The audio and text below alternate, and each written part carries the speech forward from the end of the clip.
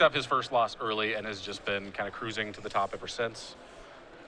Costa's going to be getting things here with a Tropical Island and a Delver of Secrets. That's a dead giveaway what he's playing, which is Rug Delver. And you have to imagine that Ian does know that. Here's a Lotus Petal. It's actually not quite a dead giveaway. It could be Bug Delver. I suppose that's true. I actually forgot about that.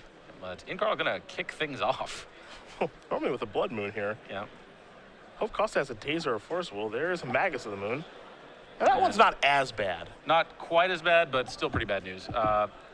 It looks like Costa does have that Force of Will, so... Oh no, is it the Spirit? Oh no, the Spirit Guide and the Blast? Wow. Oh boy, there's the Spirit Guide and the Pyro Blast from Ian. And now, Mr. Costa, you have a lot of red mana. Yeah, just the shootout immediately. And we'll trigger, see if Matt's really good at finding a bolt. Not yet. Of course, as you mentioned, Magus of the Moon, not as bad as Blood Moon for Costa because of Lightning Bolt. Yeah. Prominent 4 of in Costa's deck. He can certainly cast it. It's pretty much the only card he can cast. He actually has 4 Lightning Bolts and 2 Forked Bolts. So a lot of the times Rug Delver decks are on the 4-outer to get out of this situation for Magus of the Moon. Costa's actually on a 6-outer. Just taking a look at the top card here with Delver. And there's a Daze, so Delver's going to flip over. And now the race is certainly on. Yeah, not exactly what he needs. Of course, that Magus of the Moon is turning that tropical island into actual mountains. Yep. So they cannot be used to pay for days. So again, it is literally Lightning Bolt, Fork Bolt, or Bust here for Costa. Yeah, those are the spells that he can cast. Also, Force of Will if he does draw Sure, one. yeah, okay. That's about it, though. Sure. Yeah, Force of Will, a relevant spell here, and actually does have a game plan just the same. Can always just turn Insectile Aberration sideways. Yeah, you saw Costa actually give some pause there, and I think the reason for that is because the thought process is probably, well, I could just leave this Insectile Aberration back, and then your Magus can't attack, but he's playing against a deck that has 8 blasts throughout the 75, so the chances of that working out well are pretty low, as Ian just does play a Mountain who's going to attack here. Okay. Yeah, he's going to swing, and it looks like there is some discussion about that City of Traders. Ah, yes, how does City of Traders work with Magus of the Moon? It's a Mountain. Yep. The other text doesn't matter. Here's a Painter's Servant. So Painter's Servant is gonna stick here because of that Goblin Welder. Even if Costa did have a Force of Will to counter it, any artifact could come along and just bring it right back into play. So Ian has quite a bit of insurance here. The big question now, of course, is what's the Painter's Servant naming? You have to imagine it will be blue in this particular matchup, and for this deck most times, and it is naming blue. Yep. And now Costa's going to put the brakes on. Yeah. Interestingly, it is actually a decision for Ian to name blue, even though, of course, he does have main deck blasts. So the kind of the default is to name blue. If you name blue, it actually turns every card in Costa's hand into a blue card, which can be pitched to Force of Will. Yep. So Costa could then play Force of Will, pitching Misty Rainforest, for example. Now Costa is sincerely under the gun because now a Grindstone has shown up. And not only does he want to get this Magus off of the table as he draws a Force of Will a turn too late, but if Ian draws a land or some way to produce mana, it's time to mill your entire deck. And did he find it? Attention Magic players. He's going to slow roll us. Actually, he just didn't find it. Yeah, He's the real answer. And of course, it can be a land, it can be a Simian Spirit Guide as well, you know, whatever it takes. He might also be questioning, when do I want to activate this? If he does have a Simian Spirit Guide, I like activating it on Costa's upkeep as opposed to his own turn. Yeah, I agree. Now that, of course, that the Painter's Servant is in play, but if it is not in play when the Grindstone activation resolves, then Grindstone is just a millstone, more or less. Yep. So, yeah, if Costa does have Lightning Bolt, then he can bolt the Painter's Servant in response. Costa will play a Volcanic Island Mountain. Drew a Daze for that turn. And you know what? I said that, actually. If that did play out, Ian activates Grindstone, and in response, Costa bolts the Painter's Servant. Ian can actually use Welder to put the Grindstone into the graveyard and bring back Painter's Servant. Yep. And you can tell Ian knows exactly how his deck works. He's going to weld out the Painter's Servant, weld in Lotus Petal. Okay, and it looks like he is going to actually make that play. Yeah, there's an Ancient Tomb. Finds a land anyway, so he didn't actually need the petal. Yeah. So what he's going to do now, he's going to activate Grindstone. And now with this on the stack, he says, I'm going to weld in my Painter's Servant, weld out my Grindstone, presumably. It could also be, of course, a Lotus Petal, doesn't really matter. And then when Grindstone checks, Welder will have already welded in the Painter's Servant, it'll name a color, and that's just going to keep happening. So yeah, Costa needs an answer to this, and does not have one, picks him up. Ian Carle's going to win game number 1 here over Matt Costa. Red-White Painter up a game here over Rug Delver. And truthfully, this is a pretty tough matchup for Costa. This is a bad time for this pairing. There's not really a great time for this pairing, but this is basically him playing for top 8 here, and he's in a really rough matchup. Yeah, well, the traditional, there's the mono-red painter decks. Those are bad enough because they have blasts. This red-white version gets way worse because they actually have access to Rest in Peace on their sideboard. Yeah, there's some other sweet tools here we'll take a look at in just a moment. We'll take a look at Costa's sideboard first, and you have that in front of you. Yeah, Costa sideboard contains 2 Submerge, 2 Grafdigger's Cage, 2 Sulfuric Vortex, 2 Rough and Tumble, 2 Pyroblast, 1 Spell Pierce, 1 Ancient Grudge, 1 Sulfur Elemental, 1 Croson Grip, and 1 Pithing Noodle. So not a lot of really high impact cards, basically just answers to In's combo. He's likely going to see him bringing in that 1 Pithing Needle, the 1 Croson Grip, the 1 Ancient Grudge.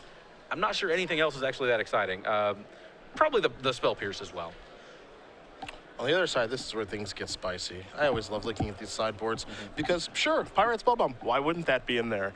There's also an Aethysworn Canist, a Thorn of Amethyst, a Trinosphere, Manic Vandal, Koth of the Hammer, a Red Elemental Blast, an Ensnaring Bridge, a Ratchet Bomb, 3 Fire Spouts, 2 Tormount Crypts, and just a Singleton Rested in Peace. I'm checking to see if there are any in the main deck here. I believe he has 2 Enlightened Tutors. Yeah, okay, so a bit of a tutor engine. Yeah, kind of 3 virtual Rest in Pieces. I like Rest in Peace in this matchup, of course. Great against Tarmogoyf, great against some Mongoose. So you have to imagine that's going to come in. And Snaring Bridge is also pretty good against this deck. It's actually hard for him to get off of the board for the most part. Ratchet Bomb does a nice job against all of the threats that Costa can present. Firebolt does a nice job at killing Delver if he cares about that. I'm not entirely sure that he cares that much when he has so many blast effects, though. Yeah. Now, the weird tension here, actually, for Ian is, we talked about Rest in Peace, how that's kind of an impact player against Rug. Traditionally, it's a card that's very good against Rug. Shuts down their Delvers and Tarmogoyfs. Yep.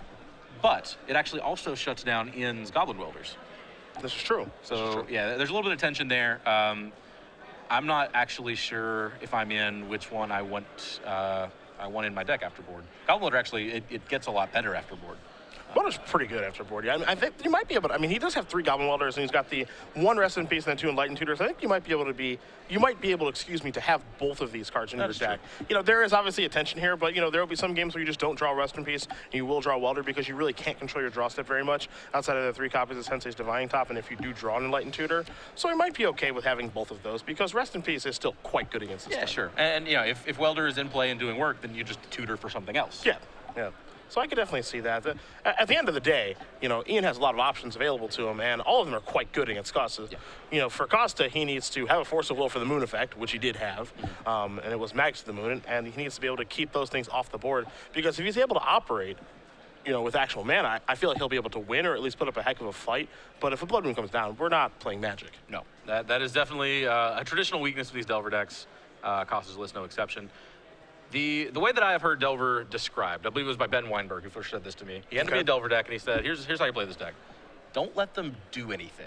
Sure. If they do something, you're gonna lose. That's not something I'm interested in when I play a deck. Yeah. My opponent should be able to do stuff. No, to be fair, Rug Delver is a very, very good deck at making sure that your opponent doesn't do anything. This is true. That's literally what every card in the deck does. Yeah. So, yeah, Costa, that's his plan. Unfortunately, these painter decks are actually very good at overcoming that plan. You know, they have explosive turn 1 plays and you kind of like punch through your defenses. They're wasteland proof to a certain extent because they have a lot of basic mountains. Although this particular list, a little less so because it is splashing for white. Yeah, just 4 basic mountains here. Yeah. And then, of course, they have the Blood Moon effects, things like that actually kind of just flip the script and, like, suddenly play your game against you. It's like, okay, you're going to keep me from doing anything? Here's a Blood Moon. Taste it. Yeah, and it worked that game, that's for sure. Even though it was only Magus to the Moon, which, again, Costa does have 6 outs to in 2 copies of Fork Bolt and 4 Lightning Bolts. So we'll see what Matt's able to put together this game, as that first one was pretty short. That's how Red-White Painter likes it, of course, when they're playing against these Delver decks. That's part of the reason the deck is in the format. They prey on all versions of Delver due to Blood Moon and Magus to the Moon. I remember last summer when we had Jonathan Suarez win a Legacy Open in Baltimore and Ruben Bressler getting 2nd in Cincinnati. We had this surge of painter decks. It was for, about 3 weeks, something like that. But, it made playing something like Esper Deathblade or Chartless Bug a bad idea. Yeah.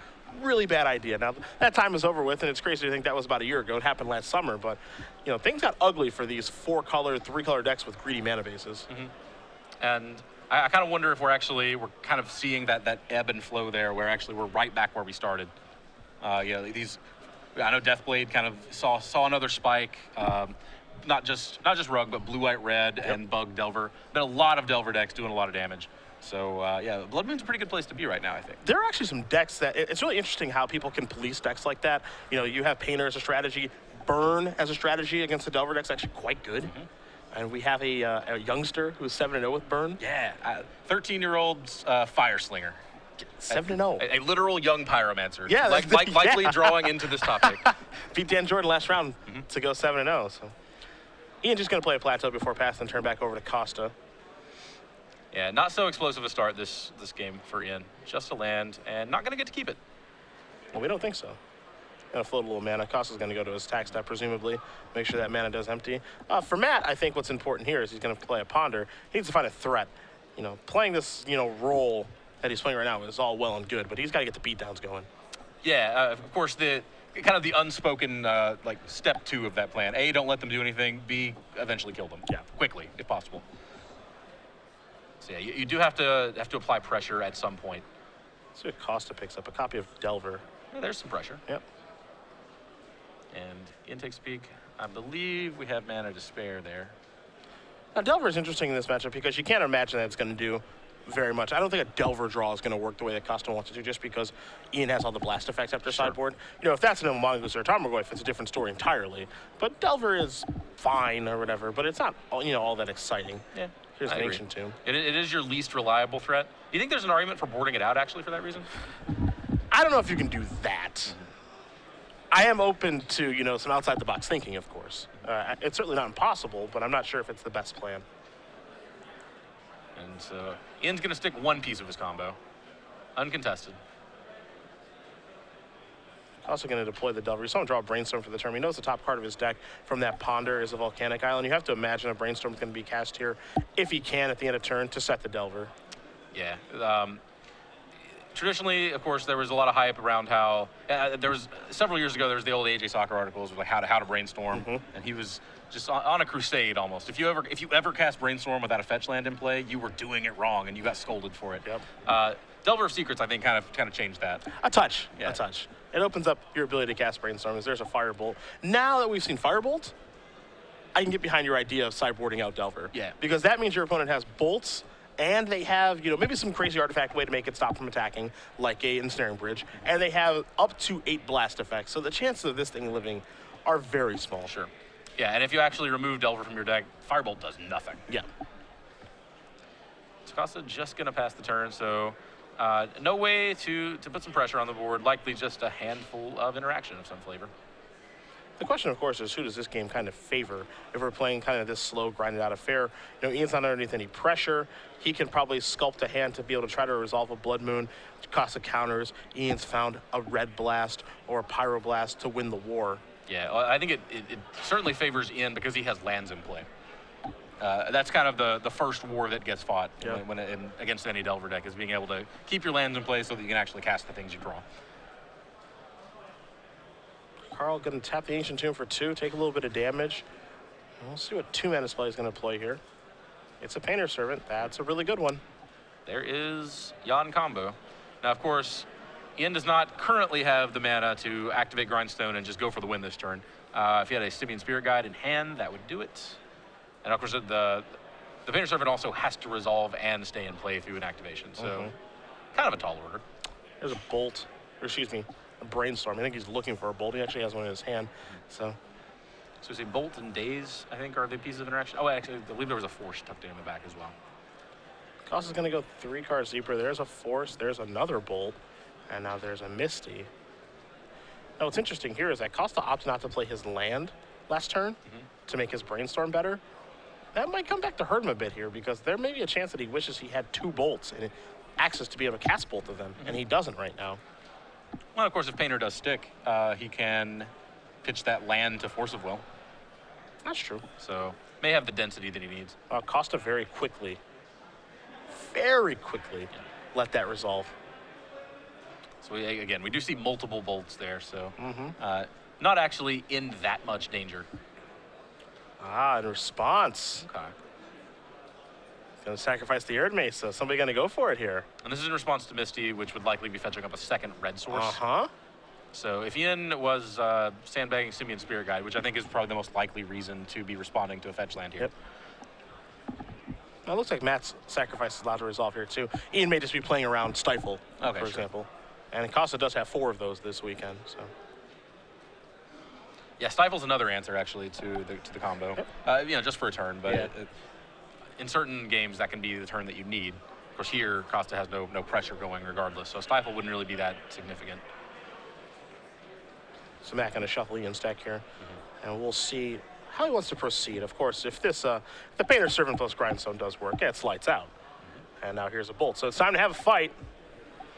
You know, or just let your Painter die. That would be a less interesting fight. There's a Red Blast. Of course, everything is blue right now, so that's why this is going to work. Okay, so that's going to counter that. Yeah, Costa's, that's okay. Has a backup Bolt and actually several ways to counter that. It is a little risky here. Yeah, this is a little ambitious. You're letting in. You're basically trying to gain 3 of In's mana by letting him draw a card. You're kind of getting 3 free Richard imports at the cost of giving him 1 extra peek at another Pyroblast or something along those lines. I like that In just making sure he gets that extra poke in. Well, you gotta love no restand. Yeah, That's important. it's like maybe I'll combo you out, but I'm not the kind of player who forgets to attack for 1. Attacking for 1, my second favorite thing in Magic. Behind attacking for 2, I hope. Yes. Okay. Okay. We're moving in. Matt's got to take a look. You can tell he's very unfamiliar with how to, playing against this deck. Yeah. Yeah, I mean, Matt's been around. He's played this format quite a bit. He has, of course, a Legacy Open win. I'm sure that he knows what this deck does broadly, but you know, Matt's cautious. He's just going to double check, make absolutely sure I know what these cards do before I do anything. Now, having said that, he did actually just read a physical copy of a Tempest card. Yep, that's true. That can be a trap. Things may not be how they appear. Yes. Well, the Daze is going to take care of the Blast, so Costa is safe. You see a couple cards get turned over there in Spell Pierce and Wasteland. Now what Matt needs is a clock. Yeah, and I think Matt's got to be pretty happy to actually get some value out of that Daze. Yeah, it's pretty big. When your opponent has an Ancient Tomb in play, it's pretty big, actually. Yeah, so Costa needs to stick Nimble Mongoose, Tarmogoyf. Those would be pretty big, burly brawlers. Delver would be okay, but I think he has to assume it would not last. Ugh. In needs to find a replacement Painter Servant, and in this case, Goblin Welder counts. Yeah. I think Matt has to kill this, so there's a Bolt on the Welder. Yeah, that's going to get the thumbs up. Also, Costa, and I mentioned he needs to get a clock. Part of the reason he needs to get moving here is because all the cards you mentioned, there's also Blood Moon and Magus of the Moon. Yeah. Those are other things that Ian could draw here. So, the threats that he can draw are all quite good. And that's why Costa needs to find a Tarmogoyf, because if he can get Tarmogoyf in play, then, a card like Blood Moon may not matter as much, as Ian's going to cast Enlightened Tutor here. So can find Blood Moon if that's what he wants. In addition to Blood Moon, of course, could get Rest in Peace. We did see him take a look at Costa's graveyard, so that may be something that's kind of on his radar. I think those are the most likely options, other than, of course, just going for the Painter Servant. I'm just going to do that. Yeah, he's going to get ready to do this song and dance again. There's some spicy targets in here. Of course, Tops, Grindstone he's already got, 2 Bridges main deck, 2 copies of Lotus Petal, 4 Blood Moons, cards in the sideboard like a Pirate Spellbomb, this one Canonist. We have seen players use this strategy before. Jared Betcher top hitting the Season 1 Invitational in Charlotte with Red White Painter. So, not the exact same build, but we have seen players use this deck to great effect. If you're going to play a Blood Moon deck, is this the best Blood Moon deck right now, you think? Some version of Painter is. Okay. I think. I know there are some players here playing Dragon Stompy, but I think that some version of Painter is the best Blood Moon deck. And we see the Painter Servant that Carle fetched up. That's going to provide a target for that Force of Will. Costa, Force Sure. Will does not work. Deal. And Ian says, I'm going to go for it. And Costa, do you have a 4th Bolt? You do not. Ian Carle is going to win this match over Matt Costa. 2-0. Red White Painter taking down Rug Delver in what is a very, very difficult matchup, I believe, for Rug Delver. Yeah, this is not a matchup that I'd actually ever seen play out. Just sat and watched 2 games of it. This matchup is brutal. It seems very bad. I knew on paper that it was bad. This might be Rug Delver's worst matchup. It's possible. It's definitely possible. There are just so many threats that they present, especially when Costa doesn't have a clock. If Costa